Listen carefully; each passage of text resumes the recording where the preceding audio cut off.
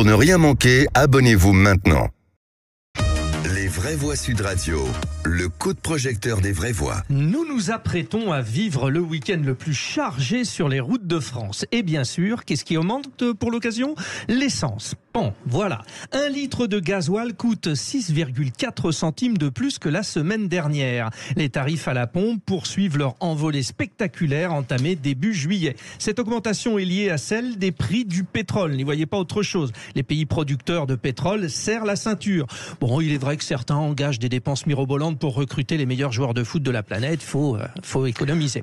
Au bout du compte, bon, c'était personnel ça, mais au bout du compte, qui paye ? Eh bien, comme d'habitude, vous connaissez l'histoire. Donc, nous vous posons la question, allez-vous sacrifier vos déplacements en voiture pour vos vacances ? Vous nous répondez au 0826 300 300 et la consultation sur X ou Twitter. Et nous recevons Philippe Charlez, expert en questions énergétiques, auteur des 10 commandements de la transition énergétique. Bonjour. Bonjour. Alors, je vais vous la poser à vous, la question, Philippe Charlez. Comment vous partez en vacances ? Est-ce que vous prenez votre voiture ? Alors non, moi je suis parti. Là, je vous appelle de Grasse. Je suis parti en train et j'ai une voiture électrique ici à Grasse. Donc j'utilise extrêmement peu d'essence pour l'instant. Bon, vous nous confirmez que cette hausse des prix du pétrole, elle est bien du fait de ces pays producteurs de pétrole. Alors l'OPEP ou plus généralement, qu'est-ce qui les motive ? Eh bien non, justement, je crois que c'est pas exactement ça parce que j'ai regardé en détail la distribution du prix du baril, enfin du litre d'essence. Et en fait, ce qu'on observe, c'est que bien sûr, l'augmentation du prix du baril qui est passé de $72 à peu près $86 aujourd'hui, donc $72 fin juin, $86 aujourd'hui, justifie une petite partie du prix. Cela étant, ce qui est assez intéressant, c'est que par rapport à il y a un an, on remarque que si on appliquait les mêmes règles qu'il y a un an, le prix du litre d'essence ne devrait pas être en moyenne à 1,90, mais devrait être à 1,75. Et en fait, on observe qu'en dehors du prix du pétrole, les marges de distribution ont fortement augmenté. J'ai calculé qu'elles avaient augmenté depuis un an d'environ 63%. Elles sont passées de 22 centimes le litre à environ 35 centimes le litre. Donc vous êtes en train de nous dire que c'est un mensonge de ce qui se dit, que c'est parce que le cours du Brent augmente, c'est parce que les marges augmentent. Le cours du Brent augmente, ça ne va pas dans le bon sens, mais disons que globalement, on a d'abord un change euro-dollar qui est plus favorable qu'il y a un an, puisqu'on est à 1,10 et on était à 1 il y a un an. Que deuxièmement, les marges de raffinage ont beaucoup baissé. Elles avaient atteint des sommets absolument délirants à $150 la tonne. On est revenu à $50 la tonne. Et donc, quand on fait le détail et la décomposition du litre d'essence, on voit que ce qui a beaucoup augmenté, c'est bien sûr un peu le baril de pétrole, mais qui est inférieur à $86 à ce qu'il était il y a un an à $110, et que la grosse part du fait qu'on reste très proche de 2 euros à 1,90 vient d'une augmentation un peu, je vais dire, occultée des marges de distribution. Jean-Marc Governatori, quand on voit cette envolée des prix du pétrole qui ne s'arrête plus, en fait, on se dit qu'il serait peut-être temps de développer un petit peu l'hydrogène et tous les autres carburants en fait propres, tout simplement. Ça serait une vraie solution, ça. Mais quand on voit cette envolée, on est choqué par la faiblesse du covoiturage en France. C'est incroyable, mais ça vraiment incroyable. En France, il y a 40 millions de véhicules automobiles, dont 30 millions de véhicules qui prennent la route chaque matin. Les 3/4, les personnes sont seules. Donc il faut absolument développer dans chaque immeuble et dans chaque quartier le covoiturage pour que les gens se parlent et communiquent. On peut le faire par le système d'échanges locaux qui malheureusement sont totalement ignorés par les politiques conventionnelles. Et quand vous développez le covoiturage, vous divisez par 2 le coût du carburant. Parce que si vous êtes 2 dans la voiture, ça coûte 2 fois moins cher. Si vous êtes 3, ça coûte 3 fois moins cher. Et bien sûr, on croit, nous, écologistes centristes, aux agrocarburants de 3e génération, c'est-à-dire faits à partir de déchets verts et à partir d'algues, et pas d'autre chose. C'est ça, les bons agrocarburants. Mais avec le covoiturage, on trouve les solutions. Raphaël, justement, Rémi Leleu, vous, qu'est-ce que vous en pensez ? Est-ce que c'est mieux les agrocarburants qui sont faits à partir de déchets, l'hydrogène ? Est-ce qu'il faut faire du covoiturage ? Est-ce qu'il faut sortir de l'essence tout simplement ?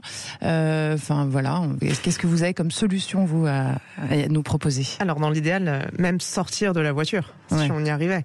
Il faut rappeler que le train, et on s'est beaucoup focalisé sur l'offre ferroviaire en tant qu'écologiste, le train, c'est encore moins émetteur d'émissions de gaz à effet de serre que la voiture, bien entendu, et qu'aujourd'hui, cet été, il y a 60% des Français et des Françaises seulement qui partiront en vacances parce que le premier poste de dépense, c'est le transport. Oui, mais le train, il est très cher aussi. Et justement, du coup, comment on fait en sorte d'avoir ce choc de l'offre pour le train, histoire que chaque famille qui le souhaite puisse partir en vacances, y compris en prenant ce mode de transport qui est collectif, qui est moins polluant, qui est le train.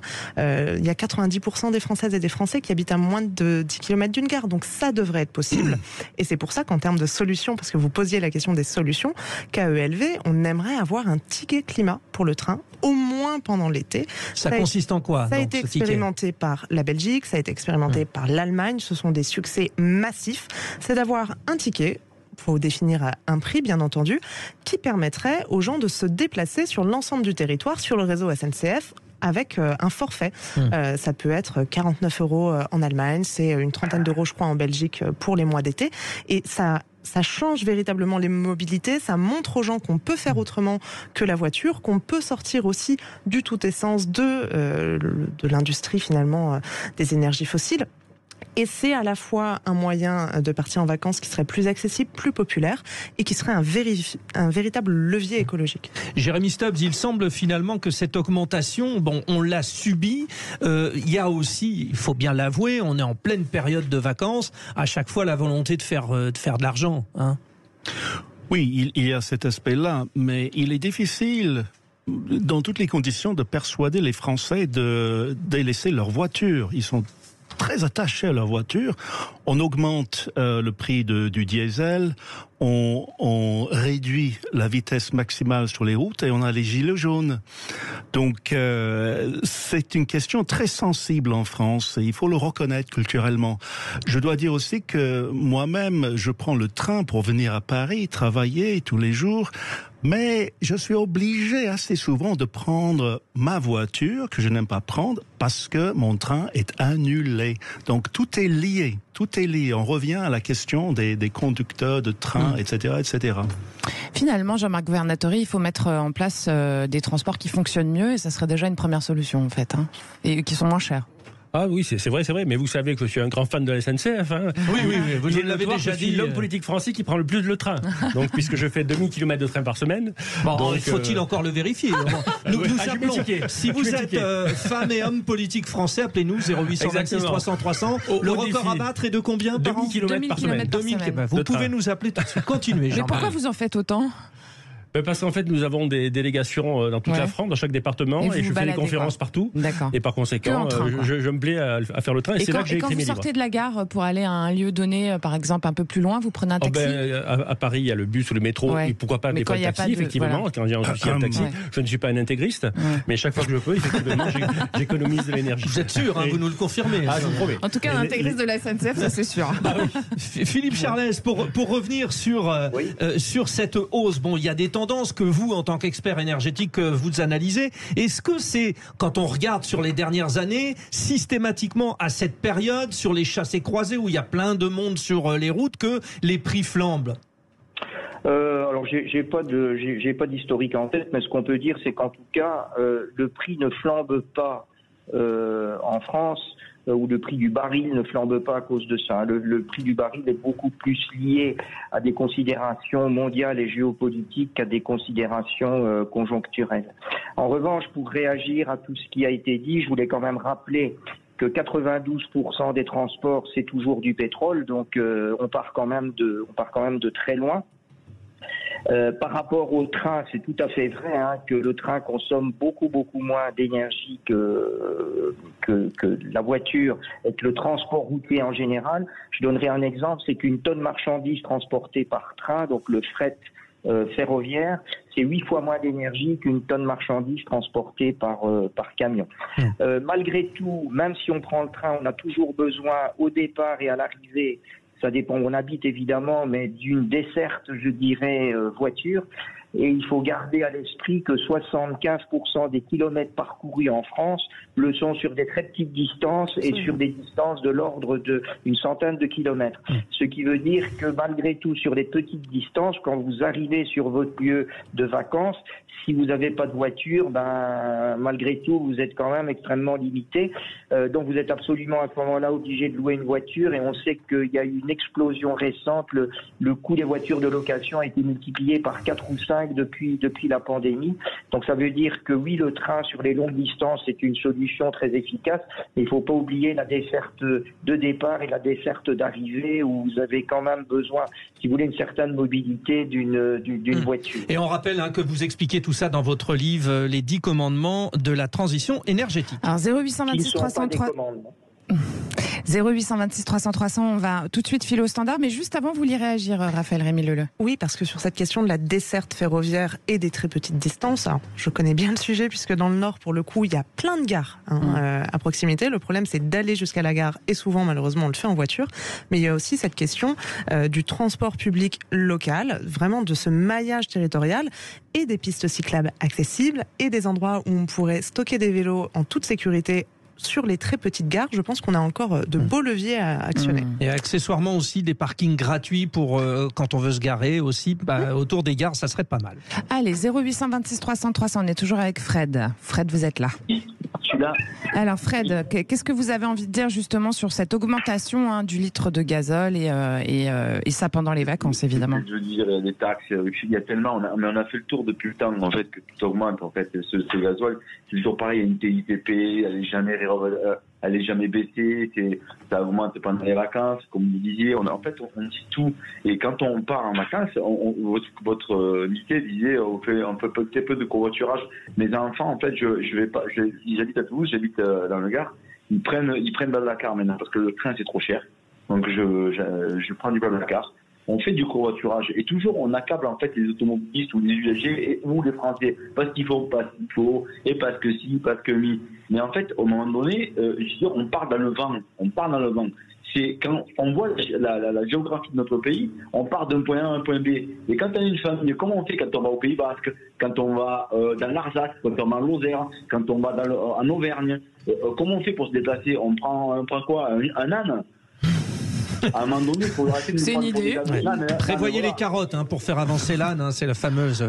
Oui, Jérémy Stubbs, réaction à ce que dit Fred, notre auditeur. Je pense que le prix de l'âne vient d'augmenter considérablement. Oui, non, mais c'est ça, c'est-à-dire qu'au bout d'un moment, il y a toujours une augmentation. Vous étiez pour, vous, Raphaël Rémy-Leleu, l'augmentation du carburant pour dissuader de prendre la voiture? Mais au bout d'un moment, c'est plus possible. Ah mais là de toute façon on n'est plus du tout dans le même contexte, notamment depuis la guerre en Ukraine et le niveau d'inflation délirant. Par contre je pense qu'il faut revoir les procédures de taxation, taxer véritablement le plus polluant et les entreprises qui en ont le plus de moyens. Par exemple, si on parle du plus polluant en France et de l'absence de taxes, le kérosène des avions n'est pas taxé. Et ça, c'est une aberration. Et je comprends la colère et je comprends la déception si les gens ont l'impression qu'on leur demande que c'est toujours à eux de faire l'effort supplémentaire au niveau individuel, alors qu'il y a déjà tant de difficultés à affronter au quotidien. Et pendant ce temps-là, un truc aussi massif et aussi polluant que le kérosène des avions n'est pas taxé. Donc, il y a un besoin de mise en cohérence du discours politique et des actions. Et j'en reviens pour dire à Fred que je vous jure que le Pays Basque, c'est faisable en transport en commun. On l'a fait cette semaine, mais c'est une vraie galère. Oui. Et il n'y a rien qui incite en fait les usagers et les usagères à utiliser massivement les transports en commun, ni en termes de tarifs, ni en termes de clarté de l'information. Jean-Marc Governatori, c'est le rôle des régions aussi, du coup, c'est ça qu'on dit. C'est clair que les régions ont un grand rôle à jouer là-dessus. Vous savez que je suis président de l'Office régional environnemental pour la région Sud. Et il est clair qu'on fait beaucoup d'efforts par rapport à ça. Mais c'est vrai que le transport, ça fait partie d'un projet de société. Où par exemple, le matin, on doit donner l'habitude aux enfants, le matin, soit d'aller en bus tous ensemble, soit d'y aller en vélo, soit d'y aller à pied. Et aujourd'hui, il y a la moitié des enfants qui vont à l'école en voiture. Donc c'est vraiment culturel, ça aussi. Et par conséquent, il y a un travail à faire dès l'enfance quant à l'habitude de transport. Jérémy Stubbs, est-ce que c'est culturel comme ça en Angleterre, la voiture aussi? Comment ça se passe Dans une certaine mesure, moins. Parce que, évidemment, en France, le territoire est plus grand. Les gens ont l'habitude de partir en vacances en voiture, il faut dire quand même que c'est mieux de partir en voiture qu'en avion. Mais c'est un moindre mal, on va dire. Oui, exactement. Mais il y a aussi le problème que, et c'est vrai de la France, que le petit peuple a l'impression que c'est toujours lui qui est sanctionné. Et que les classes moyennes supérieures, les riches, les bobos, etc., sont au-dessus de ces problèmes et c'est toujours eux qui doivent payer. C'est ça qui a créé un peu je reviens aux Gilets jaunes, mais aussi le populisme dans d'autres pays, cette idée d'être méprisé. Et il faut contourner ce problème-là si on veut changer les comportements. Réaction au 0826 300 300. Louis est avec nous. Bonsoir, Louis. Oui, bonjour. Alors, sur le train, vous voulez réagir, allez-y. Ouais. Oui, voilà. Alors, monsieur est un élu de la République, je pense. Oui, de Jean-Marc Governatori, c'est ça? Oui. Oui, voilà. Ouais, sur le train. Un homme politique. Oui. Donc, un homme politique, il ne paye pas le train. Pas de chance, moi je le paye. Si. Ah, vous le payez? Bien sûr, on paye le billet de train. De combien? 100%. J'ai une remise 50% parce que je suis un des plus grands voyageurs de France. Mais je paye le train, bien sûr. C'est une carte genre fréquence. Ah oui, c'est une carte que tout le monde aurait si la personne faisait autant de trains que moi. D'accord, donc... En tant qu'élu... Il y a Raphaël Rémi Leleu qui vous répond aussi. Hein, oui, bonjour. Attendez Louis, il y a Raphaël Rémi Leleu qui veut vous dire un truc aussi, elle est élue aussi. Bonjour Louis, désolé, c'est pour vous rassurer ou en tout cas vous dire en tant qu'élu de nos villes ou de nos territoires locaux, bien entendu on paye le train. Alors Louis, vous avez un truc à dire. Vous avez raison parce que ça coûte très cher le train, c'est ce qu'on disait tout à l'heure. Voilà. On n'a pas les moyens, nous. Moi par exemple je suis chauffeur routier, j'ai un salaire qui d'ailleurs j'ai près de 50 ans. Et mon salaire, il équivaut à ce que j'avais en francs à 23 ans. Voilà. Et en fait, nous, on va dire les petits, qui d'ailleurs, vous avez parlé des gilets jaunes, mais les gilets jaunes, la base de la revendication, c'était quand même, on paye tout dans la vie, on n'a le droit à rien. Et dans les débuts des gilets jaunes, rappelez-vous, il y avait de tout il y avait des infirmières, il y avait des pompiers, il y avait des chômeurs, il y avait des gens qui étaient dans la mouise, il y avait de tout. Et en fait, on donne tout à l'État et on crève. Est-ce que c'est normal ? Et ça nous ramène effectivement, Louis, à notre question de départ, parce que avec cette nouvelle augmentation, cette fois-ci pour les prix de l'essence, bien ce sont les Français qui vont devoir se serrer la ceinture. Par rapport à ce que dit Louis Philippe Charlez, aujourd'hui, est-ce que le train, finalement, vous l'avez dit, c'est la solution? Est-ce que tout n'est pas politique? Est-ce qu'on ne se donne pas les moyens de réussir cette transition énergétique dont vous parlez, déjà par manque de volonté politique? Oui, je pense que le développement du train est certainement une des solutions. Je vous l'ai dit d'ailleurs, pas seulement pour le transport de passagers, mais aussi pour le transport de marchandises. Et je pense d'ailleurs et je crois que, moi qui ne suis pas fondamentalement ELV, vous me connaissez, je crois que madame sera d'accord avec moi, c'est qu'aujourd'hui, très probablement, on dit que l'essence est trop chère, mais finalement, elle n'est pas assez chère. Quand on regarde l'évolution depuis le début des années 60, le SMIC a été multiplié par 40, le pain par 20, et le carburant par 11. Et le coût de la vie a augmenté de 13. Donc c'est-à-dire qu'en fait, contrairement à une idée reçue, le prix des carburants a évolué moins vite que l'inflation. Ouais, mais enfin, quand on voit l'évolution du prix du carburant, ça profite à des pays comme l'Arabie Saoudite qui peuvent acheter tout comme ils veulent. Donc sur les gains de l'essence, Philippe Charlez, excusez-moi, mais là. Non. Je vous dis simplement que contrairement à ce qu'on peut croire, le prix du carburant a moins augmenté que certaines choses. Et en fait, si on voulait réellement réduire la consommation de carburant, soit vous le faites par l'interdiction, soit vous le faites par le prix, malheureusement.